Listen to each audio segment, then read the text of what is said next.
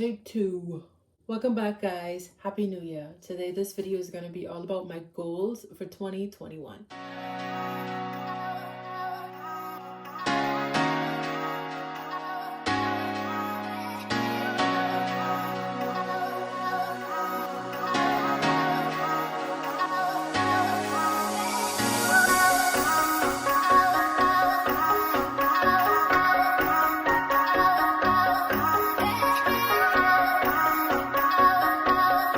First, I want to show you guys, I did do a little vision board where I have a goals page, and on my vision board is just pictures to go with the goals that I want to achieve this year.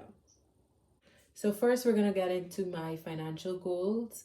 I really only have one goal for this year, and that's to save 10K. Now I do have different ways that I'm going to aim for this 10K, and I guess you can call them mini goals or challenges, whatever you want to call them. But basically, to get the overall goal, I have a separate set of goals to achieve it by December 2021. The first thing I'm doing to achieve this 10K by December 2021 is I started the 100 envelope challenge. I made a spread for it, and I just have 50 envelopes. I have 50 envelopes because every week when I pull an envelope, instead of pulling one, I will pull two. That way it will be done by December and not next year, December. I also have my envelopes right here. These are the ones that I already pulled and they already have the numbers on the top. So they all have the numbers which I have to put in for the money. Now, if you don't know what the 100 envelope challenge is, basically you get 100 envelopes, you number them 1 to 100, and you pull them out every week. You pull out an envelope, stuff it with the amount of money that it has on the front, and by the end you should save at least $5,000. Now, the reason I have so many envelopes is because I do have a low income, so I need to know how much I need to budget out for the month. I am planning on getting a part-time job, or at least working some more hours this year to gain a little bit more of an income. But for right now, what I am going to do is at the beginning of every month, I'm going to pull out how many envelopes I need. That way I know before my paycheck comes how much I need to put aside for this month. Keep me accountable with this challenge, I am also doing it with my mother and my sister.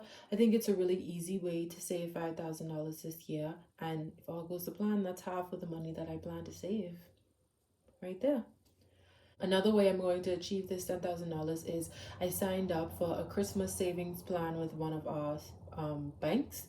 So basically you put in about $100 every month, or $125. It all depends on how much Fridays are in the month. So you pay $25 every Friday, or you can do a lump sum. So if there's 5 Fridays in a month, you pay $125 at the beginning of the month. And if it's 4 Fridays in a month, then you only need to pay $100. And by the end of the year, you should have over $12,000 saved up. I think it's really good. Now, you cannot go and touch the money, and that's what I really like. So by the end of the year, that'll be another $1,200 that I have saved towards my $10,000. I also plan on putting my emergency fund to $1,000. Now, I already did this last year. However, I did have a few expenses that came up about the last 2 weeks in December up to this first week in January that I had to use some of the money. So any extra funds I have right now is going back towards my emergency fund to build it back up to 1,000, but I also want to make it to 2,000. Then I also want to have a buffer or a cushion in each of my bank accounts of about $1,000 to $1,500. So once I'm finished with my emergency fund, once I get to that $1,000 once I get it back up to the $1,000, I will start putting money aside in my accounts so I can have the buffer, and then I will move back to my emergency fund so I can build that up to $2,000. So the way I am trying to do this is, as I said, I'm going to try and get a part-time job, and I'm going to try to work more hours. I also, because I'm starting a new field of business, by March, I want to gain at least 5 clients. So that'll also be bringing in some more income for me once I feel ready enough to take on some more clients. I do have 2 group classes right now, and so that is also bringing in a little bit more income. 2 more things that I'm doing to help with this is, Number one, if I find that I make a lot of extra income and I've already stuffed all of my envelopes, I have found another challenge that you can do, which is to save $2,021 in 2021. Now I have my little tracker here. I have all the different boxes, and you put in either $78 or $77 every 2 weeks. It's a 26-week challenge that I made in 26 weeks. I'm pretty sure when I found it, who I found it from, she was doing 52 weeks. I do not remember what her name is. However, I just found this and I was like, oh, this is a good one. Just to, if I have any extra income, I can put it aside, and to help me build up to that 10K. Now, the last thing I'm doing to help me save up this money is I'm doing a no buy, low buy. Yeah, now honestly, I should have talked about this first because this is going to help me the most with saving. Now, if you don't know what a low buy, no buy year, basically you set out a list of things that you're not allowed to buy for the year, a set of stuff that you are allowed to buy, and then you can have a middle category with things you're allowed to buy a certain number of items of. I will link some videos down below of some people I've watched who've done this, and it really impacted me, and I figured why not go ahead and try it. I used to do, last year I did a few no spend months or no spend weeks, and they all went pretty great for me. So this time I want to do a whole year and see how it goes. So on my no buy list for this year, I have bags, beauty supplies, books, any type of grain such as bread, pastas, etc., etc. However, these do not include if I go out to eat. Then I cannot buy candles, any sort of clothing, and that includes outerwear as well as workout wear, any electronics.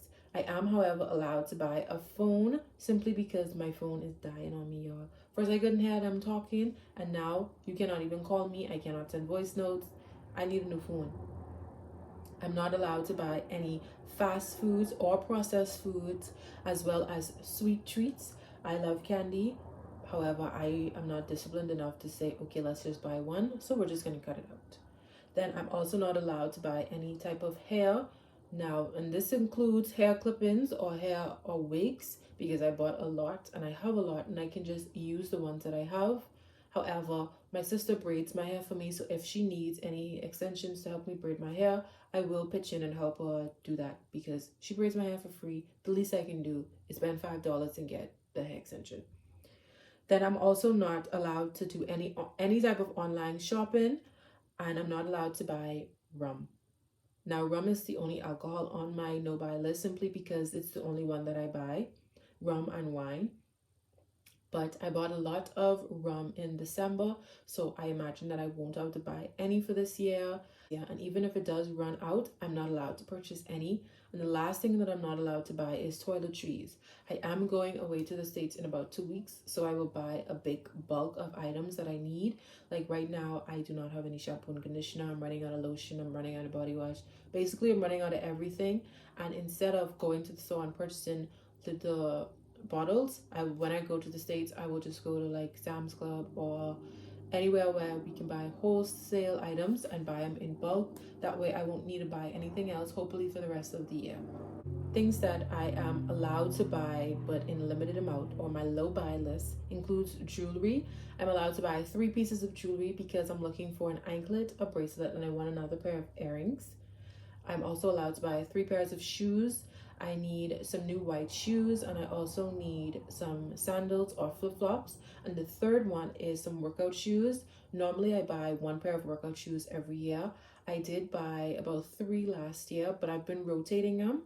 So just in case they start to fail on me, as in I start to get a lot of foot aches or they start to get holes in them and I realize that I have to give them up, it's there just to buy it. I don't plan on needing to buy workout shoes, but in case I need to, I have a third space already set out to buy it. I'm also allowed to buy 2 pieces of lingerie. I love buying lingerie. I paid for the VIP access for Savage X Fenty, and last year I bought a lot. I bought so much that I didn't realize that I bought duplicates of the same thing, and I can't have that this year because I'm trying to save.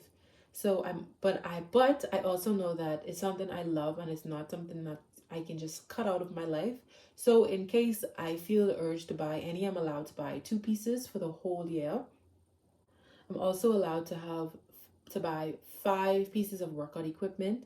I'm trying to be a personal trainer, and so as of right now, I want to build a home gym. I want to build a home gym, and there are a few things that I need. I did buy a lot of items last year, so I don't need quite a bit of items, but there are a few things I need, such as mats and some kettlebells so I can have pairs, simple things like a barbell. Hopefully I can save up for it. I'm not allowed to say go out and buy a $2,000 barbell machine and I have not saved up for it. Come on. And I'm also allowed to go out to eat 4 times this year. I limited that to 4 times for birthdays or whatever. And honestly, because going out to eat is expensive, very expensive, and I don't I don't see the difference in going out to eat versus staying home to eat. Because last year we did a lot of birthday parties for my family, and we just everybody sit around the table, and honestly it's the same thing as going out to eat. We all put on a nice outfit, color coordinated, we feel so, and we sit down and eat, and it's just the same amount of fun as going to a restaurant, but you don't have all the prices, you're not wasting gas to go to a restaurant, etc., etc. So I'm limiting myself to 4 times just in case a friend wants to go out to brunch, or they want to go to dinner or whatever. Just 4 times. And the last thing on my category is home decor. I don't have a list, but I expect to buy about 10 to 15 items simply because this year I am renovating my room. Now, same as with the workout equipment, I do have to save up for these items. Now on to the things that I am allowed to buy. Number 1 is groceries. Number 2 is replacement items such as toothpaste or body wash. Like I said, I am going to buy these things in bulk, but in case they don't last me the whole year and say about August or November, I need to go and I purchase more, I'm allowed to go and do so. I'm also allowed to buy experiences. This does not include dining out, as I've said, because I don't think dining out is that great of an experience, to be honest. But say someone invites me to the movies or to the beach or to go skating, I'm allowed to go and do that. And if I need to buy like the roller skates or if I need to buy the movie tickets, I'm allowed to spend my money on that.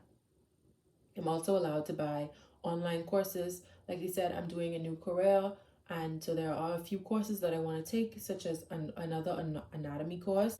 I'm also allowed to buy gifts, and the last thing on my list I'm allowed to buy is wine. I'm allowed 1 cup of wine every night, and I plan to use that.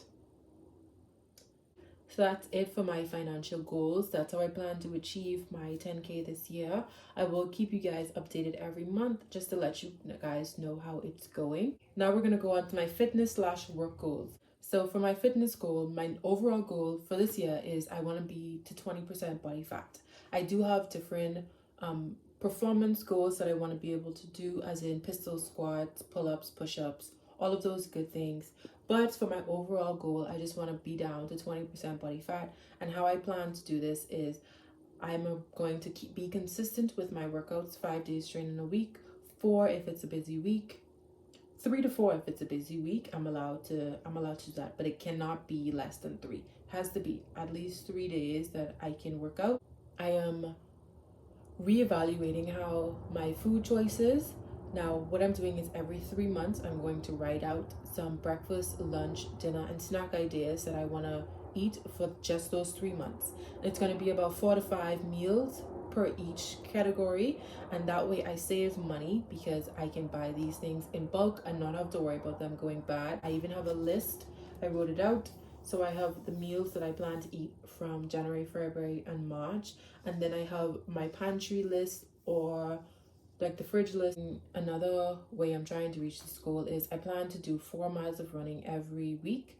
And that would equal up to 200 miles by the end of 2021. And I wrote a little pathway. So you can see you start and every week it's 4 miles, and by the end you will have 200 miles. I do really like to run. I used to run a lot, and I think 4 miles a week is pretty reasonable. You can go at any pace you choose to. I plan to do it on Sundays just as major chill vibes, just to get it done, get some more steps in, and to remain active. But I also want to gain 5 clients by the end of the year. However, how I am going to do this is I plan to post every day on Instagram so people can see my workouts and see my improvements. And then I plan to post workout videos on YouTube so that way I can gain clients off of YouTube as well.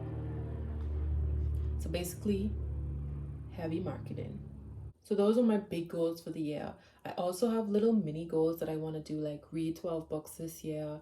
I want to read the entire Bible this year. Tithe every week. I hope you guys enjoyed this video. Please comment down below what kind of goals you guys are doing this year, and what you're doing to achieve that goal. It's good to set a goal, but you also have to have a plan in place to actually achieve the goal. Other than that, Happy New Year again. Have a great January. Have a great day. And I hope to see you guys again next week for another amazing video. Bye, guys.